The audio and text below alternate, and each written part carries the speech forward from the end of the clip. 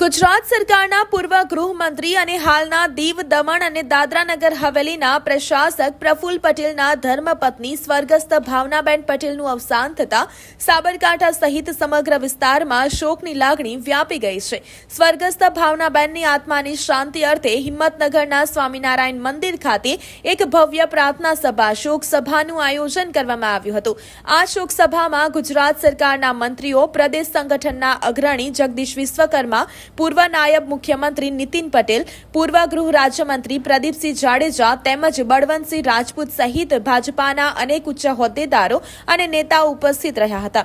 આ ઉપરાંત રાજ્યના વિવિધ સચિવો, વહીવટી અધિકારીઓ અને મોટી સંખ્યામાં રાજકીય કાર્યકરોએ હાજર રહી સ્વર્ગસ્થ ભાવનાબેન પટેલને શ્રદ્ધાસુમન અર્પણ કર્યા હતા અને પરિવારને આ દુઃખ સહન કરવાની શક્તિ મળે તેવી પ્રાર્થના કરી હતી.